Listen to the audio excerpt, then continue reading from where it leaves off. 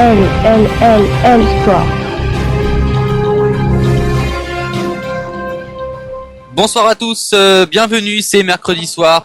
Alors on est désolé ce soir, on va vous empêcher de suivre le match des experts, leur quart de finale de Coupe du Monde.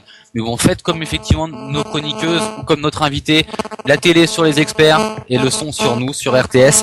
Bienvenue à tous, donc c'est une nouvelle émission qui se prépare, qui se lance d'El Sport avec toujours autour de moi mes petites princesses, Amélie et Émilie. Salut les filles, ça va ce soir? Bonsoir. Bonsoir. Ah bah bonsoir les filles, Émilie t'as une petite voix, t'es un peu malade je crois. La patate, la pêche. Ce soir, nous recevons une invitée exceptionnelle. C'est sûrement l'une des femmes que vous connaissez le mieux actuellement en équipe de France de handball féminin. Une femme effectivement qui maintenant joue même les conseillères en optique pour Tony Parker. Donc ça vous donne un petit peu l'importance de la dame quand même. Hein, qu'on l'appelle de Sant'Antonio pour lui demander des conseils sur les lunettes. Franchement, moi je dis la classe. La femme aussi la plus sexy de l'année pour le journal L'équipe. Mademoiselle Cléopâtre Darleux. Bonsoir Cléopâtre. Bonsoir, bonne description. J'ai été assez évasif sans l'être trop en fait. Voilà, exactement. On n'a pas abordé la carrière, bref, tout ce qui était à côté. Ok, Voilà. pas de problème. Les titres de femmes le plus sexy, Tony Parker, donc ça on en parlera après, c'est quand même énorme comme info. Tony Parker qui t'appelle pour avoir des conseils en lunettes, c'est énorme. Alors, juste on va reprendre un peu rapidement quand même ton palmarès pour commencer. Alors t'es toute jeune, t'as 23 ans, mais on a l'impression quand même qu'on te connaît depuis super longtemps finalement. On te voit beaucoup à la télé, donc quand l'équipe de France joue, t'es sûrement la personne qu'on voit le plus. Vainqueur du championnat de France avec Hervor l'année dernière, avec Metz l'année d'avant. La Coupe de la Ligue 3 fois, Metz et Hervor. Jusque là, tout va bien. Vice-championne du monde 2 fois. Exactement. Médaille d'or aux Jeux Méditerranéens en 2009. Meilleure gardienne il y a l'an passé, donc du championnat de France. Exactement. Et tu vas t'arrêter où, j'ai envie de dire, parce qu'à ce niveau-là, on sait plus là. Et là, t'es parti au Danemark. Alors, on se dit, quand on connaît pas, on se dit un petit peu, je suis pas curieux. Mais bon, t'es parti à Viborg. Viborg, pour les amoureux du foot, c'est un peu le Barcelone du football masculin. On voit un petit peu le niveau déjà. Et voilà, donc Cléopâtre est à Viborg, donc qui est une des meilleures équipes d'Europe. Voilà, c'est ça, dans le froid. Bah, j'espère. Alors ça, on va en parler après parce que j'ai envie de te chambrer un peu par rapport à ça après. Je pense que j'ai commencé par ça finalement. Donc t'as fait un petit peu l'Alsace, t'as fait le Doubs, t'as fait Paris, t'as fait la Lorraine, t'as fait la Bretagne, maintenant Danemark. En gros, t'aimes pas le soleil, quoi. Au contraire, j'aime Ça se beaucoup voit. le soleil et je sais pas pourquoi, mais tous mes choix sont orientés dans le nord. Peut-être que voilà, dans le sud c'est un peu trop la guinguette et peut-être qu'on est moins bon au handball, je sais pas, mais le hand, ouais, c'est plutôt dans le nord que ça se passe. Bah, visiblement, oui. On sait ce qu'on s'est dit avec Émilie tout à l'heure. Hein, on se dit, elle doit pas aimer le sud, je sais pas. Ah non, mais pourtant, au contraire, hein, franchement, je crois que ce serait mon rêve vraiment de jouer dans un club au soleil, quoi, pour passer mes après-midi sur la plage. Hein, mais C'est vrai que sur la plage au Danemark, c'est un peu plus compliqué déjà. Exactement, il y en a des plages, hein, mais Oui. parsemées de neige. On va dire ça comme ça. Alors, vous connaissez tous le principe de l'émission, c'est du débat, c'est du 100% débat, c'est du sport féminin. Ce soir, eh bien, Cléopâtre, tu as le choix donc pour le premier débat entre 2 thèmes, comme tu le sais, comme tu connais l'émission. Le premier thème proposé, c'est pourquoi faire le choix de s'exiler pour pratiquer son sport, comment construire une vie perso en étant à l'étranger, bonne expérience à court terme ou vrai projet de carrière. Le second thème, quelles sont les différences entre la reconnaissance du sport féminin en France et à l'étranger, en tout cas toi au Danemark. Le sport féminin a-t-il plus de visibilité au Danemark qu'en France? Là, c'est un peu plus spécifique à toi du coup. Alors, exactement. Première chose, ça fait très peu de temps que tu es au Danemark, mais est-ce que déjà tu vois des signes effectivement d'une grosse différence par rapport à la France au niveau de la reconnaissance du sport féminin? Oui, il y a quand même une très très grosse différence parce que ici au Danemark, le handball en fait c'est le premier sport national. Donc voilà, et il y a pratiquement tous les matchs qui passent à la télé sur les chaînes nationales. C'est même pas des chaînes privées comme chez nous sur Sport Plus. Voilà, dans le championnat de France féminin, il y a les finales de Coupe de la Ligue et de Coupe de France qui passent à la télé et c'est tout. Maintenant, il y a un nouveau partenaire Beansport où il y a quelques matchs qui passent à la télé, mais comme dit, c'est encore des chaînes privées où on doit payer. Et au Danemark, il y a toutes les semaines, je crois qu'il y a 2 matchs télévisés sur la chaîne nationale, quoi, chaîne publique. Donc déjà rien qu'à ce niveau-là, c'est une toute autre dimension.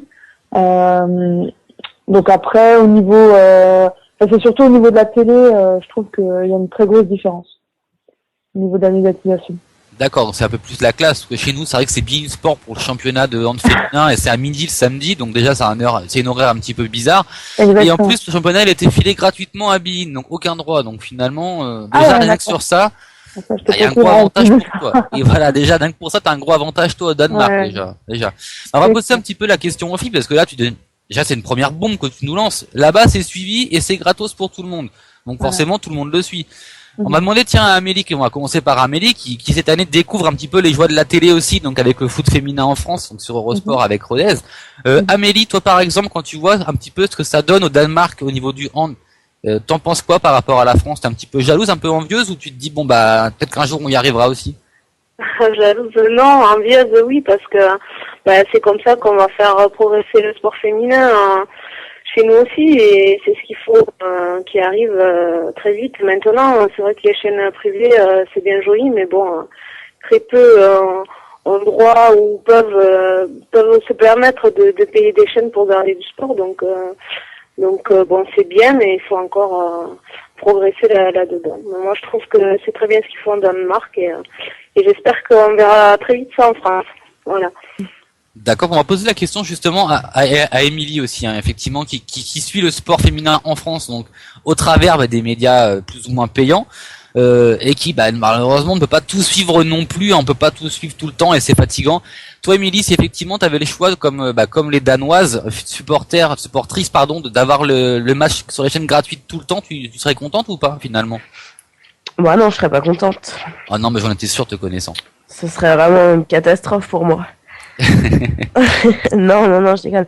Non, ce serait bien, surtout que au lieu de nous sortir des nouvelles chaînes sur la TE1, ils ont largement la place et les créneaux horaires pour pouvoir nous diffuser ça tranquillement et aux bons horaires. Donc c'est bien beau de sortir 4 ou 5 nouvelles chaînes, dont une nouvelle de l'équipe. Si c'est pas nous incorporer du sport féminin dessus. On voit aussi que les droits en termes footballistiques sont de plus en plus ouverts, puisqu'on a des matchs qui sont diffusés sur D8 ou W9. Donc je pense qu'avec un petit effort et une nouvelle vision des choses, il y aurait de quoi faire et la place de le faire. D'accord, donc pour toi c'est surtout de la mauvaise volonté finalement. Les mœurs peuvent pas changer en 15 jours, hein, mais oui, je pense que c'est parce que pour l'instant ils veulent pas le faire, donc ils font pas. D'accord. Alors Cléopâtre, toi qui effectivement est amené notamment à connaître d'autres filles qui évoluent à l'étranger, hein, t'es pas la seule en équipe de France à évoluer à l'étranger, on pense notamment à Alison Pinault, donc et tant d'autres, ou Valérie Nicolas avant toi, donc à Viborg par exemple. Est-ce que tu as d'autres infos un petit peu sur la médiatisation à l'étranger, comment ça se passe, ou pas du tout? J'en ai pas tellement que ça. Après, je sais que les matchs de Ligue des Champions en France, je crois qu'ils sont visibles quand même sur Eurosport. Dans les phases de quart de finale et tout ça. Après, j'en sais pas plus que ça, mais je pense que c'est quand même plus visible en tout cas qu'en France. Je pense que le sport féminin à l'étranger peut-être apporte plus d'argent aussi, parce que je veux dire, en France, ils ont peut-être pas l'intérêt de nous diffuser, parce que peut-être ça leur rapporte pas assez d'argent. Il y a tellement de sports aussi en France. C'est une grande nation par rapport à la Roumanie. Je veux dire, les filles qui évoluent à l'étranger, c'est Roumanie, Hongrie ou Danemark. Là, c'est des plus petits pays qui ont peut-être moins de sports qui marchent, et le handball dans leur pays, ça marche très bien. Donc je pense que les gens s'identifient au handball et s'intéressent beaucoup plus que chez nous, quoi, en France, où il y a beaucoup plus de choses à faire. Moi, je l'ai vu ici, hein, il n'y a pas grand chose à faire. Franchement, je comprends les gens qui veulent venir à nos matchs ou les regarder à la télé. Effectivement, ça va rebondir un peu sur une petite anecdote où quand je t'ai eu hier, donc il était 20h30, tu me disais, chez nous, il est 20h30, mais aussi il était minuit 1h du matin, et à ce moment, il n'y a plus rien à faire chez nous à cette heure-là. Exactement. Mais même là, je suis complètement déstabilisée. Là, normalement, je suis au lit depuis un bon moment, hein, non? Donc, attends, ici, on mange à 6h du soir. Là, les lumières, il n'y a rien dehors, quoi. Je pense même pas que je m'aventure dehors, parce que là, je me perds. Non, mais c'est complètement différent que chez nous, quoi. D'accord. Alors, Amélie, tu avais une question, je crois. Oui, Cléopâtre, je voulais savoir au niveau de ton intégration, comment ça s'était passé justement, et au niveau de la langue, comment, si tu t'en sortais ou pas. Alors l'intégration au début, ça a été un tout petit peu plus difficile parce que je suis arrivée, je parlais. Bon, ici, ils parlent anglais pratiquement couramment. Moi, Ouais. personnellement, bon, en France, on sait comment on est les Français à l'école. Les langues, voilà. Je trouve qu'on n'est pas très bon comparé aux autres pays. Rien que, voilà, tous les pays, ils ont tous les films en VO sous-titré, alors que nous, voilà, tout est traduit en français directement. Donc rien que ça, je pense que ça les aide beaucoup à apprendre l'anglais. Et donc moi, je suis arrivée, et je parlais pas très bien anglais, je comprenais, mais j'avais beaucoup de mal. Je devais, à la limite, lire sur les lèvres, être très concentrée, quoi. Donc c'est un peu plus dur au début. Mais bon, maintenant, ça se passe très bien. Je parle assez bien anglais. Je peux, voilà, je me fais comprendre, je comprends très bien. Donc maintenant, ça se passe beaucoup mieux. Par contre, le danois, c'est beaucoup plus difficile. Là, j'ai des cours, j'ai 5 heures de danois par semaine, mais c'est très très difficile et pour l'instant, je parle pas du tout danois. Donc, pour l'instant, je parle que anglais. Après, les danoises font un peu moins d'efforts parce que par rapport on a des suédoises ou des hongroises ou norvégiennes qui font beaucoup plus d'efforts, comme elles sont un peu plus étrangères, on va dire. Au Danemark, quoi. D'accord. Alors Ouais. justement, donc là tu nous disais tout à l'heure qu'à la télé ça marchait bien. Est-ce que vous êtes très sollicité comparé à la France en tant qu'athlète ou pas du tout là-bas? Par contre, avec les médias, je trouve moins. Tout ce qui est journaliste, voilà, interview, je trouve qu'il y en a quand même moins qu'en France. Après, bien sûr, les matchs passent plus à la télé, mais au niveau du journalisme, après peut-être que je m'y intéresse moi aussi, parce que vu que je comprends pas, peut-être qu'ils me posent moins de questions à moi, vu que ils voient que j'ai un peu plus de mal à m'exprimer en danois, par exemple. Mais tout de même, il y a quand même beaucoup moins de pubs. Par exemple, au Danemark, quand tu te promènes dans la rue, il n'y a pas de grands panneaux publicitaires, il n'y a rien. Tout ce qui est pub, ils font pas trop, quoi. Donc voilà, au niveau de la pub, des journaux, c'est un peu moins médiatisé à ce niveau-là. Donc t'es un peu plus tranquille finalement dans la vie courante au Danemark que tu aurais pu l'être à Arvor ou à Metz ces 2 dernières années finalement. Voilà, j'ai l'impression qu'ils nous laissent quand même bien nous concentrer au niveau du handball. Et voilà, on a, même je veux dire, après les matchs en France, il y a quand même des salons VIP, des réceptions, des repas avec les partenaires. Et ici, il y a beaucoup moins, quoi. Enfin, après le match, c'est à la limite si je rentre pas à la maison me doucher, quoi. Il y a vraiment rien. Ah oui, c'est plus que le calme plat là, c'est Calme. presque Donc, morbide après en fait. T'as gagné, mais non, tu rentres, va te coucher parce que bon, quand même, il fait nuit maintenant. c'est très, ouais, c'est spécial. C'est spécial. Ouais. Bon, après, tu y as pas été pour l'ambiance non plus, hein, on est bien d'accord. C'est sûr que j'y suis aussi pour le handball, hein. C'est surtout pour le handball que je suis venue. Après, c'est sûr que ça fait toujours plaisir d'avoir l'ambiance qui va avec, quoi. Après, bon, ils organisent quand même on a eu déjà deux, donc c'est pas grand chose, hein, depuis le début de saison, mais il y a eu deux genres de soirées partenaires, voilà, qui sont assez bien organisées, mais c'est que deux, quoi, depuis le début de la saison, en 6-7 mois, c'est pas beaucoup. C'est peu effectivement. Alors tiens, on va poser la question un petit peu aux filles aussi, parce qu'on les entend pas beaucoup. Elles sont timides. Ça y est, Cléo, t'es là, elles sont timides ce soir. Elles ont un peu Ouais, peur. on est réservé. Ce soir, elles ont peur. Tu leur fais peur, Cléo, ce soir. Alors Amélie, toi par exemple, si tu avais la quiétude que tu pouvais avoir, même si c'est déjà très calme, on va dire, hein, pour toi au niveau de Rodez, mais comparé effectivement à ce que Cléopâtre vit au Danemark et par rapport à l'ampleur du club là où elle est ce que tu peux comprendre une telle tranquillité finalement? Non, après, moi, je vis pas au Danemark, ça, c'est peut-être la vie qui est comme ça là-bas. Enfin, je sais pas, Cléopâtre, enfin, Les gens sont très calmes en général, hein. De toute façon, voilà, ouais. apparemment, c'est le pays où les gens sont le plus heureux. Donc bon, il y a pas. Bon, ben voilà. Mais bon, eux, c'est un peu plus la famille, voilà, être en famille à la maison, avoir une belle maison, un mari, des enfants, c'est plus à ce niveau-là. Alors c'est quand même. Ouais, et du coup, à ce niveau-là, tu t'ennuies peut-être un peu plus que certaines qui vivent là-bas, quoi. Exactement, parce que toutes les filles, voilà, elles ont leur chéri. Moi, elles n'ont pas encore d'enfants, on est handballeuses, mais voilà, elles ont leur petite vie, quoi. Et du coup, bon, moi, je m'ennuie pas non plus. Hein. J'ai quand même, je suis avec une Mouna Cheba, une Tunisienne qui habite à côté de chez moi. avec qui j'avais joué à Besançon, donc qui parle français, donc je m'entends très bien avec. Donc ça aide aussi. Il y a une Anglaise aussi qui est là, qui parle très bien anglais, et du coup elle habite juste à l'étage d'en dessous de chez moi, donc on est aussi tout le temps ensemble, donc bon, ça se passe quand même plutôt bien. J'essaye de pas être trop seule et de pas rester chez moi dans mon appartement toute seule à me morfondre, quoi. Alors justement, moi, c'est une question qui me vient à l'esprit. Comment ça a mûri en toi le choix d'aller au Danemark finalement? Parce que c'est quand même pas commun d'aller autant au nord finalement. T'étais resté 13 ans en France jusqu'à présent. Bon, on sait ce qui s'est passé à Arvor, on en a parlé avec Steph Daudet il y a quelques semaines. Mais effectivement, pourquoi avoir fait le choix de partir au Danemark finalement? Au départ, c'était pas forcément un choix, avec où j'ai eu une grosse réflexion là-dessus, voilà. C'est surtout parce que Arvor, a coulé, parce que j'étais encore en contrat avec l'Arvor.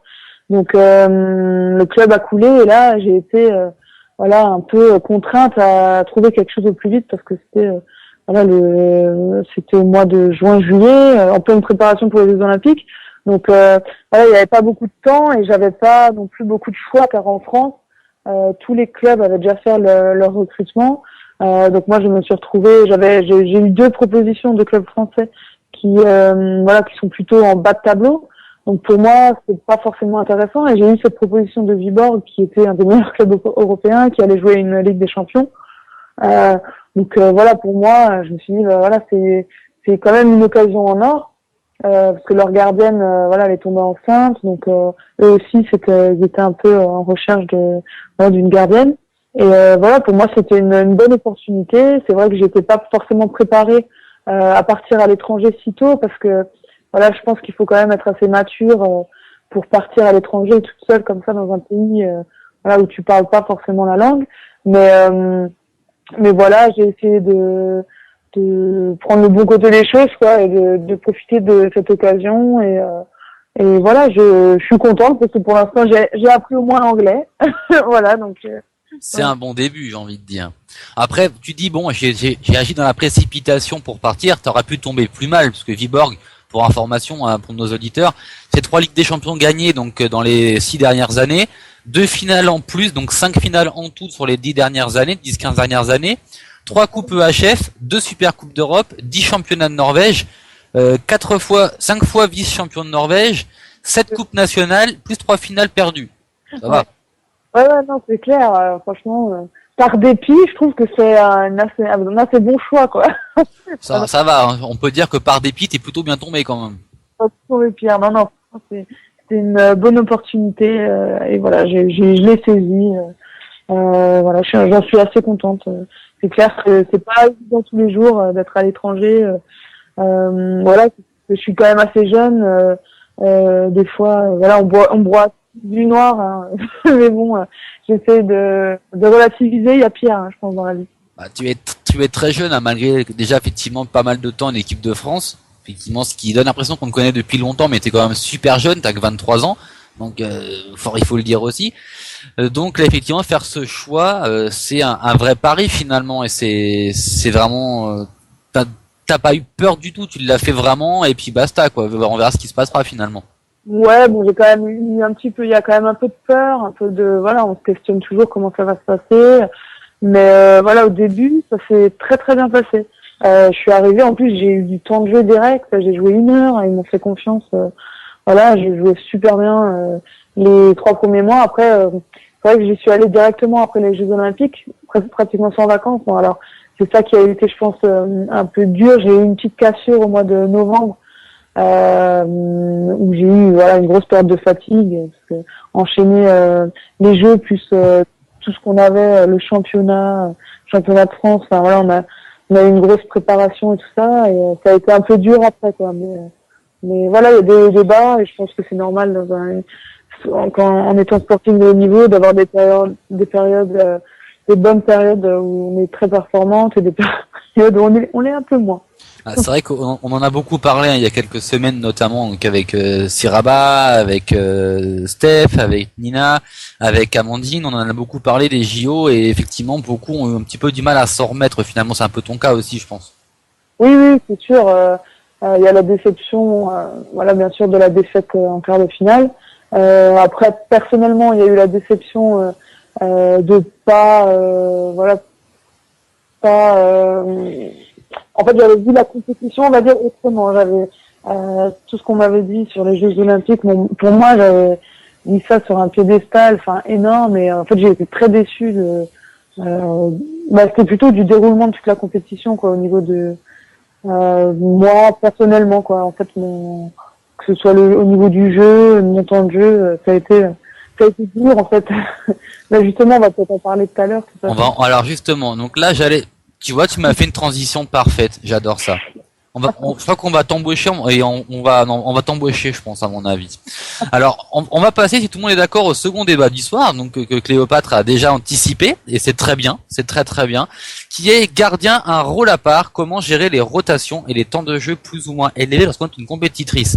Eh ben, Cléopâtre, on va tout de suite te laisser la parole. Comment est-ce que toi tu gères le fait d'avoir un temps de jeu plus ou moins réduit, parce qu'on sait que tu es quand même très compétitrice, et en équipe de France, c'est pas les bonnes gardiennes qui manquent, hein, on le dit. Donc il y a Amandine Leno, il y a toi, il y a Linda Pradel, il y a pas mal de monde, et effectivement, parfois les temps de jeu sont plus ou moins élevés.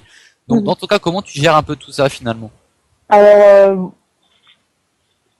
ça dépend, parce que franchement, il y a des périodes où ça peut très bien se passer. Alors c'est surtout souvent en fonction de l'entente aussi avec l'autre gardienne, parce que bon, en balle on est deux ou trois, ça dépend. Mais bon, là par exemple au dernier mondial, on était deux sur le banc et une qui est pas du coup dans les 16, donc pas sur le banc, qui est dans les tribunes.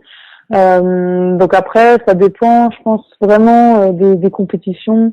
Moi personnellement, quand je joue pas, en tout cas, c'est assez dur. Après, ça dépend des matchs, parce que j'aime bien. C'est vrai que j'aime bien aussi conseiller les gardiennes. Par exemple, à l'Euro, là, quand Linda Pradel, ça s'est très bien passé pendant l'Euro, championnat d'Europe, en Serbie. Avec Linda Pradel, on a eu une très bonne entente. Après, comme dit, j'ai eu un rôle, peut-être j'ai eu plus de temps de jeu. Donc après, quand on fait des bonnes performances et que voilà, on est satisfait de ce qu'on monte sur le terrain, c'est peut-être plus facile le match d'après de ne pas jouer et d'aider l'autre gardienne, sachant que toi avant t'as aussi une bonne performance, donc voilà, t'es pas en train de te dire punaise, moi j'ai pas fait mon taf, ça. Donc parce que ça c'est un gros débat, je pense, et je pense qu'il peut y avoir beaucoup d'avis différents. Justement, si tu me le permets, toi effectivement, on a eu un début d'indice sur ton avis. Moi, j'aurais posé la question à notre autre gardienne, puisqu'on en a deux ce soir, et c'est rare, c'est la première fois, je crois, enfin deuxième fois avec Amandine Leno. Deuxième fois. Deuxième fois, donc on va poser la question à Amélie, qui est aussi gardienne à Rodez. Amélie, comment toi tu gères le fait de jouer et de ne pas jouer finalement? Tant que la concurrence, parce que c'est de la concurrence, tant qu'elle se passe bien et même très bien, je vois pas, enfin, il n'y a pas de raison de mal le vivre, mais c'est vrai que quand on est quelqu'un qui aime, qui aime le sport et enfin, moi je joue pour jouer, quoi. Je joue pas pour être sur le banc, donc forcément, quand tu es sur le banc, ça fait jamais plaisir. Maintenant, ça fait toujours progresser le fait qu'il y ait de la concurrence. Donc voilà, bon, maintenant, je ne sais pas être gardien en hand non plus, parce que je ne sais pas trop comment ça se passe au niveau des temps de jeu. Cléopâtre, au niveau du hand, c'est un jeu à peu près égaux. Parce que c'est vrai qu'au foot, je pense que le numéro 2, il pratiquement pas, quoi. Je pense que ça doit être beaucoup plus dur pour le gardien numéro 2 au foot, que sachant que, enfin, moi, c'est que je regarde pas trop le foot, mais de ce que je vois, le numéro 2 ne joue pas du tout, en fait. C'est ça? Il joue quasiment. Enfin, l'important, c'est que la numéro 1 soit dans de bonnes conditions, et forcément, celle qui va jouer le plus souvent possible. La numéro 2, voilà, pour les matchs de coupe ou les trucs, d'accord, les matchs basiques, quoi. Ouais, parce que au hand, c'est quand même, il y a quand même beaucoup plus de rotation, parce que ça peut aller très vite. Si la gardienne, voilà, tu te prends 10 buts de suite sans toucher un ballon, là, c'est vrai que tu vas directement changer. Donc, bon, il y a quand même un rôle numéro 1, un gardien numéro 2. En général, il y a un numéro 1, donc il va commencer tous les matchs. S'il est bon, s'il fait une bonne, par exemple, première mi-temps, il va rester, il va continuer, et voilà. Après, comme dit, s'il y a des périodes de moins bien, ils vont changer. Voilà, après, comme dit, ça doit être quand même assez compliqué de rentrer sur le terrain et de retrouver la concentration, alors que j'étais 2 minutes avant sur le banc. Enfin, voilà, c'est un rythme à prendre, je pense. Mais après, voilà, moi, ça m'est arrivé dans des matchs où ils changent 4-5 fois, quoi, de gardien, quoi. Et je rentre, après, je touche pas un ballon, il rentre l'autre. Après, ça, c'est le coach, il touche pas un ballon, hop, l'autre gardien rentre. Enfin, après, c'est sûr que c'est super dur de se remettre dedans. Après, voilà, il y a des scénarios où des fois, tu touches pas un ballon, il te sort juste 2-3 minutes pour te reconcentrer, pour un peu, voilà, penser à autre chose, et hop, il te rentre dedans et t'arrives à te remettre dedans, quoi. Voilà, il y a plein de scénarios possibles, mais c'est vrai que quand t'es compétitrice, enfin, pour moi, pas très bien quand je reste sur le banc, quoi. C'est même à l'entraînement. Là, en ce moment à Viborg, on est 3 gardiennes à l'entraînement, et c'est horrible, quoi, parce que tu passes un tiers de l'entraînement, voire plus, sur la touche, donc tu essayes de faire des petits travails perso, voilà, de t'entretenir physiquement, mais voilà, tu es en train de regarder le chrono en haut, la moindre seconde, pour faire le changement, quoi, parce que t'es en train de moins travailler sur le coup, et voilà. Toujours l'impression, par contre, je pense que c'est quand même très intéressant d'avoir de la concurrence, parce que voilà, comme tu as dit tout à l'heure, c'est là que tu progresses, tu essaies toujours d'être meilleur que l'autre, et vice versa, donc je pense que et justement, comment se passe cette concurrence à Viborg avec les 2 autres gardiennes? Donc au début de la saison, moi je jouais, voilà, ils m'ont attribué le rôle de numéro 1 et ça s'est très bien passé pour moi, donc je jouais tout le temps. Après il y a eu une période de moins bien où là justement c'était beaucoup plus partagé le temps de jeu, c'était plus 30-30. Et là depuis le retour après les championnats d'Europe, moi en fait je me suis fait opérer dans sagesse, donc j'ai pas joué les 3 derniers matchs.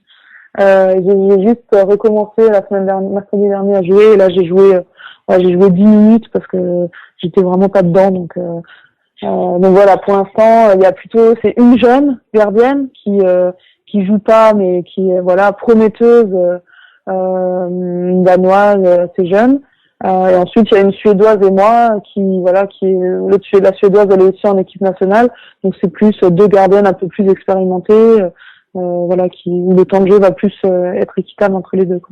Alors moi j'avais une question de parce que tout à l'heure tu parlais effectivement un petit peu de l'Euro. Est-ce que tu sais combien de ballons tu as arrêté donc durant l'Euro? Non, ça je sais pas. 56. D'accord. Ce qui est pas mal. Mieux. C'est pas mal. C'est mieux, mais bon, après, voilà, je pense qu'on a eu des hauts et des bas. Voilà, tout le monde, toute l'équipe, il y a des joueuses on était assez régulières, je pense, dans nos performances.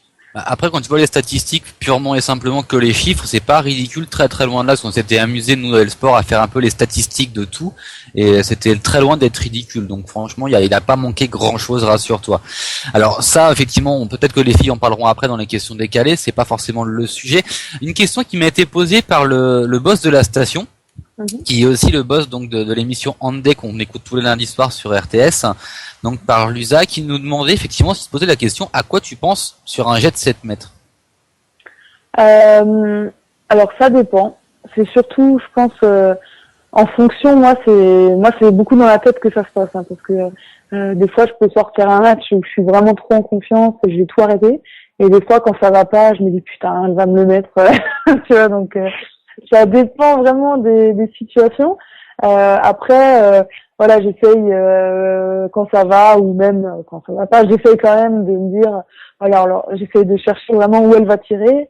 Je regarde son bras, je me dis, voilà, ça c'est ses préférences, parce que bien sûr on travaille un peu à la vidéo avant, donc on connaît un peu les tireuses. Donc moi j'essaie plutôt d'inciter la joueuse à tirer à tel ou tel endroit, ou justement de la feinter, voilà, j'essaie de faire ça. Après, dans la tête, voilà, c'est vrai que pour les gardiens de but, je pense qu'il y a beaucoup qui se passe dans la tête, et je pense que dans le foot, ça doit être encore plus que pour nous, parce que il y a encore plus de temps mort, non? Eh ben, écoute, on va poser la question à Amélie. Décidément, on va vraiment t'embaucher, hein. Tu fais vraiment toutes les bonnes transitions. Amélie, comment ça se passe sur un péno? Comment tu réagis, toi? Sur un péno? Ouais. Moi, je me pose pas trop de questions. Enfin, après, si on connaît la joueuse d'en face, en général, elle tirera quasiment toujours du même côté, donc voilà, ça sera très bien.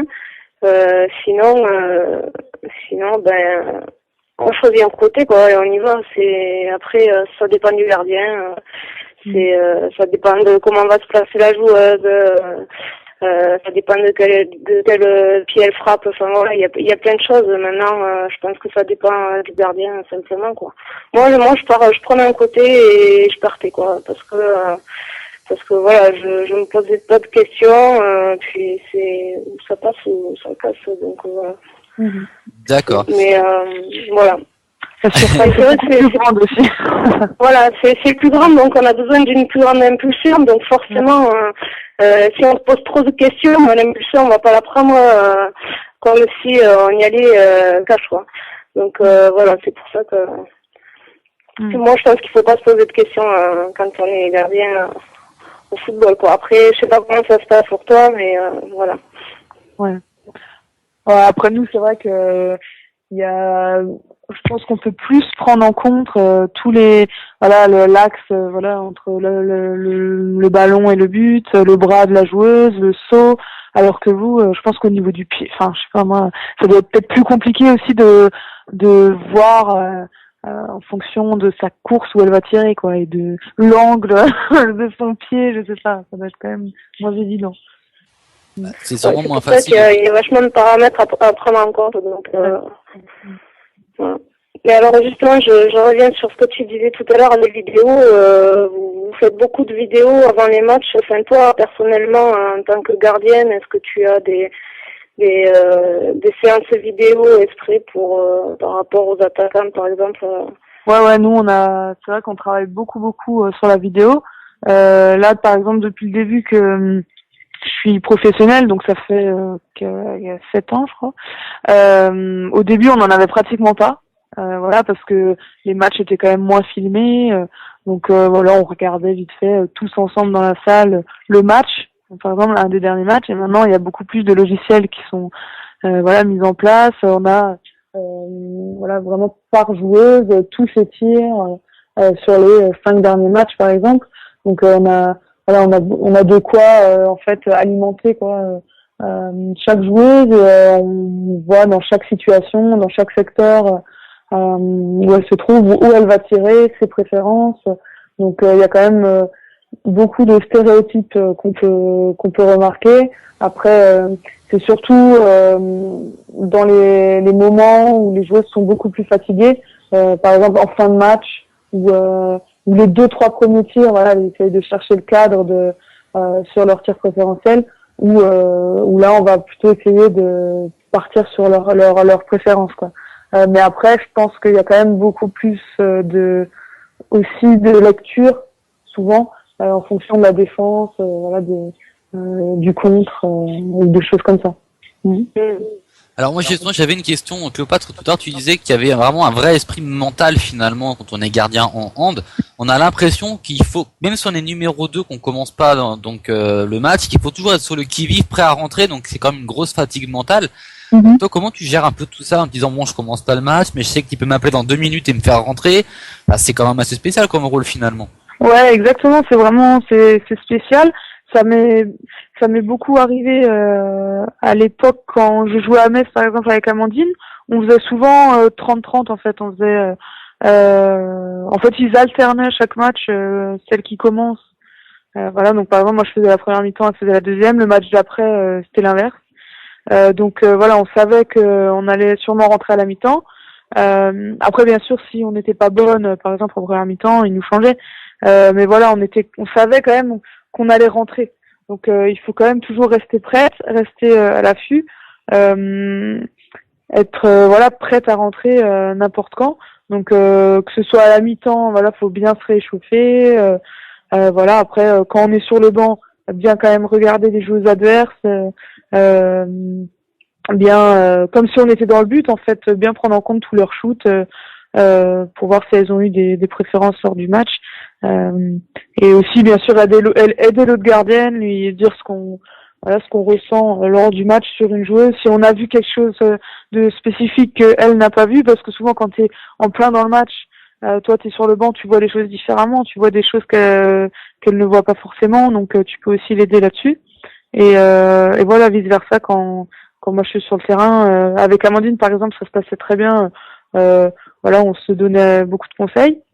Après, par contre, en équipe de France, c'était un peu moins réparti le temps de jeu. C'était plus, c'était Amandine qui commençait et moi je rentrais si elle était pas bonne ou à la mi-temps ou avant, ou sinon je rentrais pas. Mais je rentrais quand même souvent en fin de match, quoi, ou le dernier quart d'heure ou à la mi-temps. Et là, c'est vrai qu'il fallait être prête à l'affût, quoi, direct, quoi. Donc c'est un rôle complètement différent. J'ai pu voir la différence avant, donc avant la blessure d'Amandine et après, lors de l'Euro où par exemple j'étais numéro 1, c'est vraiment un rôle complètement différent. Là je compare avec l'équipe de France, pas le club, hein, mais justement, j'allais te demander ce que tu avais ressenti avant et après la blessure d'Amande, justement, où t'étais numéro 2 avant et maintenant numéro 1 et on comptait beaucoup sur toi finalement maintenant pour être un peu la héroïne dans les buts. Comment t'avais géré ça finalement? c'est dur parce que en fait ils nous ont mis beaucoup de pression, enfin Olivier a mis beaucoup de pression quand même sur les gardiennes en général. Après les Jeux Olympiques, quoi, parce que c'est vrai qu'il nous rappelait souvent, même avant le match, en fait, dans son speech, on entendait souvent, c'est vrai qu'Amandine n'est pas là, ça va être difficile. Donc c'est vrai que mentalement c'est un peu difficile. Ça a été difficile. Après, même les médias, je veux dire, pendant toute la préparation de l'Euro, on était assez durs. Voilà, il faut vraiment essayer de faire la part des choses. C'est pour ça que des fois les médias, c'est pas forcément bon pour les joueurs, quoi, parce que je pense que des fois il vaut mieux rester dans sa bulle et pas trop regarder voilà ce qui se dit sur internet ou dans les journaux, parce que ça peut vraiment nous déstabiliser. Moi, j'essayais de pas trop le faire, je l'entendais quand même d'une oreille et je pense que ça m'a un peu déstabilisé. Après, voilà, j'ai essayé vraiment de me concentrer. J'ai fait un travail mental même aussi avec le préparateur physique mental pardon de l'équipe de France. Et je pense que ça m'a bien aidé. Et voilà, après ça a été un peu. Dès que j'ai eu de meilleures performances, de meilleurs résultats, ça a été déjà. J'ai un peu lâché du lest, quoi. J'ai pu un peu souffler, mais c'est vrai que c'est la première fois que j'ai ressenti autant de pression avec l'équipe de France. D'accord. Alors justement, on va poser un petit peu la question aussi, dans la même type de question à Amélie, puis on posera la question après à Émilie. Toi, Amé, effectivement, quand tu es numéro 2 et que tu es amené à devenir numéro 1, que tu ressens une forme de pression, ou pas du tout finalement? Est-ce que tu t'appréhendes plus qu'avant ou pas du tout? Carrément plus. Carrément plus parce qu'en fait, on sait que la moindre erreur va être sans doute fatale, donc on a intérêt à être irréprochable pendant le match, quoi. Et c'est vrai qu'en plus d'avoir la pression du match, on a cette pression-là de pas faire d'erreur pour ne pas se retrouver encore une fois le match prochain, par exemple, sur le banc, quoi. C'est une pression supplémentaire. Mais bon, c'est bien. Moi, j'aime bien avoir des pressions comme ça. C'est le sport, hein, c'est comme ça. Donc voilà. Il faut savoir en tirer du positif simplement. D'accord. Alors justement, donc on va poser la question à Émilie. Là, Mimi, t'entends un peu l'avis de Cléo par rapport à son rôle de numéro 1 et demi, on va dire, qui change en fonction des temps de jeu. D'amener son expérience de 1 à 2, de 2 à 1. Qu'est-ce que tu en retires en fait, en gros, toi, par rapport à ça? Il faut avoir un mental bien accroché déjà, et puis se donner à fond, qu'importe la place et qu'importe le temps de jeu, quoi. D'accord. Donc pour toi, finalement, on a quand même des similitudes entre les deux et que quoi qu'il se passe, finalement, on est amené à être toujours sur le qui-vive. C'est ça. D'accord. Et donc on se fatigue plus mentalement aussi. Où on se renforce. Où on se renforce. Et on va poser la question justement à Cléopâtre. Est-ce que Cléo, ça t'a renforcé d'être numéro 2 et de passer numéro 1 finalement? Ça m'a fait voir les choses différemment plutôt. Parce que c'est vrai qu'en étant numéro 2, allô? Ah non, t'entends très bien. Cléo, d'accord, t'inquiète pas, j'ai cru que on ça avait t'entend très coupé. bien. Non, rassure-toi, tu es à l'antenne, D'accord. tout va bien, t'en fais pas. Ok. Donc c'est vrai que en étant numéro 2, voilà, j'avais trouvé quand même un équilibre. Donc j'avais pas du tout de pression. Donc c'est bon, il y avait quand même une pression bien sûr quand tu rentres, t'as toujours envie de bien faire, mais c'était plus l'envie de bien faire et voilà, envie être la meilleure toujours, que ce soit à l'entraînement ou au match. Mais voilà, pas de stress ou quoi. Et là, en étant numéro 1, c'est vrai que j'ai ressenti un peu plus de stress. Et c'est vrai que c'est la première fois que ça m'est arrivé, contrairement en club où bien sûr en club j'ai moins ressenti en étant numéro 1 par exemple à Brest où je jouais surtout en deuxième partie de saison 1 heure par match. Voilà, c'était un réel plaisir de jouer 1 heure et voilà d'essayer d'être la meilleure pour ton équipe, de travailler en équipe. C'est une très bonne expérience et je l'ai très bien vécu en tout cas en club quoi. Et, c'est vrai qu'avec l'équipe de France en même temps c'est une toute autre dimension, donc je pense que c'est normal d'être peut-être un peu plus stressé. C'est une pression différente finalement. Voilà. Puis il y a plus d'attente aussi du public français quand on est équipe de France que quand t'es en club. Aussi. Oui, c'est sûr, il y a beaucoup plus de médiatisation aussi, donc on sait qu'on est plus vu, c'est aussi un paramètre à prendre en compte. Et voilà, on joue pour l'équipe nationale, pour l'équipe de France, donc c'est voilà une volonté, enfin c'est le niveau, voilà le top niveau et voilà tu peux pas aller plus haut, donc c'est que du bonus, je pense, l'équipe de France. D'accord. Alors moi écoutez, si les filles vous n'avez plus de questions pour Cléopâtre par rapport à ce second débat, ce que je vous propose c'est qu'on passe directement à l'interview du soir. Mimi, Amé, c'est bon pour vous? C'est bon, c'est bon. Eh ben écoutez, si c'est bon pour vous deux, on passe. Les filles, je vous laisse la parole. À vous de cuisiner Cléopâtre. Moi je vais en mode veille. Allez, à vous de jouer. Bon, Cléopâtre, ce soir, il y avait beaucoup de questions des internautes sur Facebook. Donc voilà, je vais commencer par la question de Cyril. Comment se passe ton rôle de gardien depuis la blessure d'Amandine, même si on en a un petit peu parlé. Ouais. Comment ça se passe pour toi? Oui, vu qu'on en a un petit peu parlé tout à l'heure, c'est vrai que ça a été, comme dit, un peu dur au début. Voilà, parce que c'est vrai que tout le monde avait beaucoup de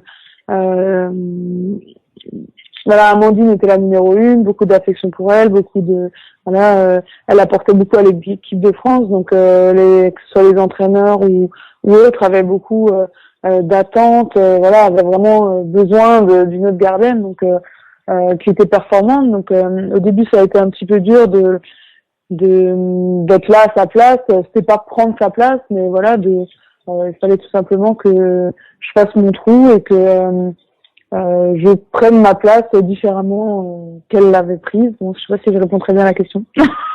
Voilà. Je pense que tu as réussi à bien prendre la place. Ouais, mais c'est vrai que ça s'est plutôt bien passé pendant l'Euro. Comme j'ai dit, il y a eu des hauts et des bas, mais dans la globalité, je suis quand même satisfaite de l'Euro. Après, la préparation a été un peu plus difficile, mais l'Euro en lui-même, tout au long de la compétition, je suis plutôt satisfaite. Même si ça aurait pu être mieux, bien sûr, beaucoup mieux, mais je suis plutôt satisfaite. Eh bien, c'est parfait. Question suivante. Mimi, une question peut-être?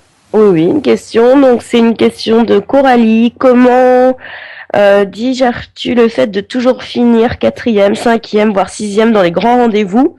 Est-ce que la marche est trop haute à franchir? Alors, je pense que la marche, il y a une marche à franchir parce que effectivement, on n'arrive pas, voilà, à passer ce cap-là. Bien sûr, on a eu 2 médailles d'argent dans les 2 derniers mondiaux. Mais voilà, c'est que des médailles d'argent, c'est pas la médaille d'or. Et c'est vrai que quand on est sportif de haut niveau, on a envie de gagner la médaille d'or, quoi, d'être numéro 1. Donc c'est vrai que c'est un peu dur d'arriver à chaque compétition avec plein de bonnes volontés, plein voilà, d'étoiles dans les yeux, de objectifs élevés et de finir un peu toujours de la même façon.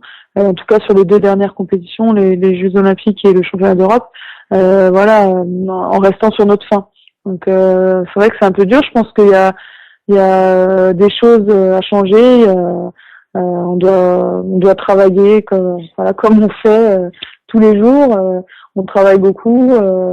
Voilà, en équipe de France, je pense qu'il y a un pas encore à franchir vis-à-vis d'autres équipes comme la Norvège, par exemple, qui arrive toujours à aller jusqu'en finale, voire gagner pratiquement toutes les compétitions. Donc voilà, moi qui côtoie des Norvégiennes tous les jours à l'entraînement, ou des Scandinaves, on voit quand même que c'est pas c'est pas vraiment le même niveau de professionnalisme. Donc je pense qu'on a un petit cap à passer là-dessus. D'accord, donc question suivante, mesdames. Alors, une question de Rémi Huneau. Te vois-tu revenir dans un club français dans un proche avenir? Dans un club français? Oui. Donc là, j'ai signé un contrat de 2 ans pour l'instant avec Viborg. Donc c'est vrai que j'ai eu beaucoup de propositions de clubs français qui sont très intéressantes bien sûr, parce que je pense que le championnat français est vraiment un championnat qui est vraiment en pleine évolution. Voilà, les équipes sont vraiment de mieux en mieux. L'écart de niveau entre toutes les équipes se réduit. Là, on voit des équipes comme Dijon, Besançon qui tiennent toutes les équipes. Donc, je pense que le championnat français commence vraiment à devenir un gros championnat. Maintenant, il faudrait qu'il y ait un club français, voilà, celui qui joue en Ligue des Champions, qui arrive faudrait qu'un club français arrive à aller plus haut au niveau de championnat d'Europe, voilà. Je pense que c'est ça qui manque au niveau du championnat français, mais bien sûr, moi, peut-être pas à la fin de la saison, mais je rentrerai en France, ça c'est sûr, dans les années à venir. Voilà. C'est une bonne nouvelle en tout cas, non, ça nous rassure. Ça nous rassure. Je t'avoue qu'on est content sur ce coup-là. D'accord. Un peu plus déjà. Te voir loin, c'est bien, mais on préférait te voir chez nous finalement. Tant qu'à faire. Une autre question, les filles? Oui, alors il y en a pas mal. Alors je vais poser une question. Alors sache que dans les questions qu'on te pose, si tu veux pas répondre, t'as ton droit de veto. D'accord. Non mais pour celle-ci ou pour d'autres. Alors on a Mathieu qui demande as-tu contacté Mariama après ses déclarations assez virulentes sur Olivier Crumble? Sinon, est-ce que d'autres joueuses l'ont contacté ou même savaient avant qu'elle ferait cette déclaration? Alors moi, étant à l'étranger, c'est vrai que j'ai suivi vraiment de loin cette histoire avec Maya. Donc on me l'a rapporté, en fait, c'était je crois Bakti Ong, un agent français qui m'a rapporté cette histoire-là. Donc c'est vrai que moi j'ai vu ça de loin. Après c'est vrai que j'ai demandé à Mariama ce qu'il en était, et moi j'ai pas eu de réponse de sa part. Elle doit être sûrement overbookée. Donc ou peut-être qu'elle voulait pas me répondre, mais non, j'ai pas plus d'informations que ça à ce niveau-là. Après c'est vrai que je sais juste que la Fédé nous questionne un peu sur le déroulement du championnat d'Europe, si on a des remarques, que ce soit positives ou négatives à faire. Donc je pense qu'ils se questionnent un peu sur nos résultats négatifs depuis un moment, quoi. Voilà, donc pas plus à dire à ce niveau-là. D'accord, mais c'est gentil déjà d'avoir répondu. Ouais. Amé? Oui, bon, alors, Cléopâtre, comme ça, Tony Parker t'appelle. J'ai une question de Sarah Duhamani qui te demande combien de temps tu vas porter encore tes lunettes. D'accord. Donc, oui, Tony Parker, si vous voulez, je peux vous laisser son numéro. Avec grand plaisir. C'est le bug, ça, hein. Attention. Non, mais j'en dirais pas plus à ce niveau-là. Bon, c'est juste un appel. C'est vrai qu'il y a plein d'infos là-dessus. Après, pour en revenir à la question sur les lunettes, c'est vrai que je vais... pour l'instant, j'ai pas d'autres solutions que de porter les lunettes. Donc, pour l'instant, je peux... l'opticien, l'ophtalmologue n'a pas voulu m'opérer. Donc, pour l'instant, il n'y a pas de possibilité, en fait, de m'opérer. Donc, je suis obligée, pour l'instant, de porter des lunettes. En tout cas, j'ai pas d'autre solution. Ce qui est devenu aussi une marque de fabrique, finalement. Oui, d'un côté, c'est vrai que c'est devenu, voilà, au moment où on me reconnaît sur le terrain, c'est sûr, là, je passe pas inaperçu. Ça, c'est clair. Une autre, c'est pourtant très charmant, hein. Attention, j'ai pas dit que c'était pas beau non plus, hein. Loin de là. J'ai pas dit ça. Mimi, une question peut-être. Oui, en parlant de charmant, on a Cyril qui demande ce que ça t'a fait d'être élue la sportive la plus sexy de l'année 2012. Voilà, beaucoup d'émotions, ça a été une nouvelle, voilà. J'ai été très émue. Non, je rigole, non, franchement. C'était plus, parce que c'est vrai que même, voilà, au Danemark, par contre, on me pose beaucoup de questions là-dessus. Je sais pas trop quoi leur dire, en fait, parce que, voilà, comme dit, c'était, le journal de l'équipe et, bon, il n'y a pas eu trop de, enfin, voilà, en tout cas, ils m'ont pas appelé, ils m'ont rien demandé à ce niveau-là. Donc, bon, pour moi, c'était plus, j'ai lu ça dans les journaux, en fait, comme tout le monde et voilà. Après, c'est vrai que ça fait plaisir, bien sûr, ça fait toujours plaisir. Comme quand ton chéri te dit ah t'es belle, voilà, ça fait toujours plaisir quoi.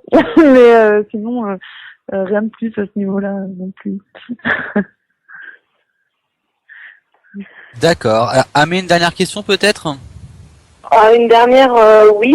On en a beaucoup, on va pas toutes les donner, donc c'est pour ça.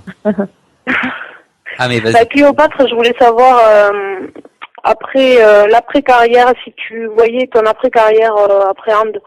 En fait, si tu avais prévu, si tu as un métier en vue, parce qu'on sait que le sport, ça fait vivre un temps, mais par la suite, on est toujours obligé, surtout chez les femmes, de se reconvertir dans un autre métier. Donc, est-ce que tu as une envie particulière C'est vrai que ça, pour les sportifs de haut niveau, c'est vrai que c'est pas évident, parce qu'on a une carrière assez courte, pardon. Donc voilà, moi j'espère quand même faire du hand le plus longtemps possible, mais bien sûr j'ai la volonté de trouver une reconversion. Pour l'instant, j'ai pas encore trouvé ce que j'avais envie de faire, parce que je pense que le plus important c'est de trouver quelque chose qui nous intéresse, quoi, pas prendre quelque chose comme ça. Donc il y a beaucoup de choses, mais pas rien en particulier. Donc pour l'instant, c'est vrai que je m'investis dans l'handball. Je vais là, voilà, j'en profite d'être à l'étranger pour travailler l'anglais, bon, un petit peu le danois. Je pense que ça va pas plus me servir que ça, mais en tout cas au moins l'anglais, parce que je pense que ça peut être quelque chose que je pourrais réutiliser dans un avenir si je veux travailler dans la communication par exemple. Comme dit, pour l'instant, j'ai pas du tout en retrouvé une voie au niveau de la reconversion. Donc voilà, je vais peut-être travailler avec une agence pour l'instant de communication pour voilà, rencontrer des partenaires ou des choses comme ça. Peut-être que ça va m'aider pour trouver rencontrer des chefs d'entreprise. Peut-être que en discutant, je vais trouver ce que j'ai envie de faire. Mais pour l'instant, non, j'ai pas encore retrouvé. Voilà. Alors, c'était donc notre dernière question. Moi, j'en ai quand même une pour terminer, parce que à chaque fois qu'on a une handballeuse, on pose la question, surtout de boss de l'équipe de France, à quel ministère toi tu appartiens? Alors, moi, c'est le ministère. En fait, je dois m'occuper des soirées, trouver voilà, des jeux à faire ou quelque chose comme ça, ou des sorties, aller au restaurant, aller faire une ligne tout ensemble. D'ailleurs, lors des derniers Euros, c'est vrai qu'on n'a pas fait grand-chose, on n'a pas eu beaucoup d'autorisation de sortie. Donc c'est vrai que ça nous a un peu manqué de se retrouver tout ensemble. Donc voilà. toi, c'est plus le ministère de la fête finalement. Un peu. Donc, on en connaît maintenant trois: de la fête, de la mode et des grandes gueules. Ça, c'est Nina Canto. D'accord. Ça, c'est Nina. On sait que c'est là-bas, on sait que c'est Nina, c'est réservé ça. Écoutez, moi en tout cas, je suis assez content les filles de cette partie décalée. Alors moi en tout cas, ça conclut notre émission. J'aimerais juste, avant qu'on conclue l'émission complètement, faire le petit rituel de l'émission avec Cléopâtre. Alors, rassure-toi, beaucoup ont échoué sur cette dernière marche. Beaucoup l'ont réussi aussi, attention. Il suffit de répéter la phrase de l'émission. Voilà, c'est pas compliqué. Répéter une phrase, elle est pas compliquée en plus, elle est simple, tu vas voir. Okay. C'est juste, ici Cléopâtre Darleux. Jusque-là, ça va. J'écoute L-Sport. Maintenant, tu connais bien l'émission sur RTS Radio. D'accord. Vas-y, quand t'es prête. Alors, ici Cléopâtre Darleux, j'écoute L-Sport sur RTS Radio. C'est parfait. du premier coup. Ça devient une habitude en ce moment, c'est trop simple. On va changer la phrase, ça devient trop facile. Ça devient trop facile, je suis pas d'accord. Alors moi j'aimerais juste effectivement remercier nos partenaires avant toute chose, remercier l'UNSS France, remercier Life in Sport, donc notre partenaire sur réseaux sociaux, nos partenaires Une2.net et Femmes de Sport, remercier Cléopâtre d'être venue ce soir en duplex alors qu'elle devrait dormir, il est tard en Danemark, hein. Il est au moins 22h30 donc c'est un truc de fou là-bas, c'est super tard. Merci Cléo d'être venue, les filles un petit mot pour Cléo avant qu'on libère l'antenne.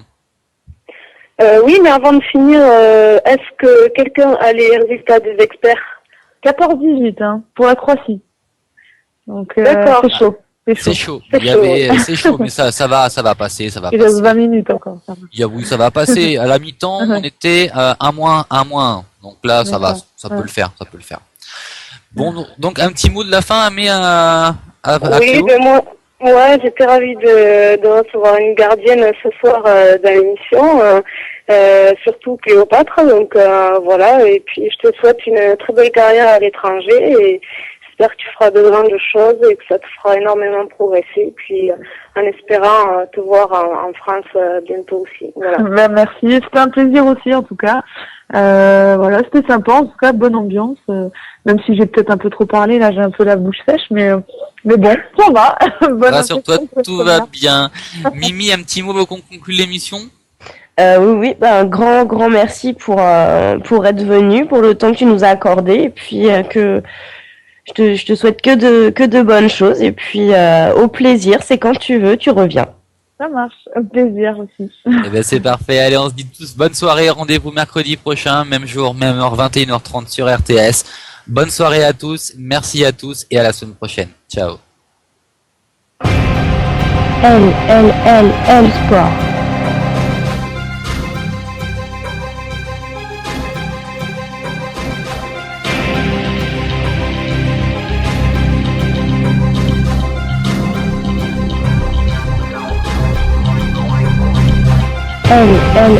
L Sport.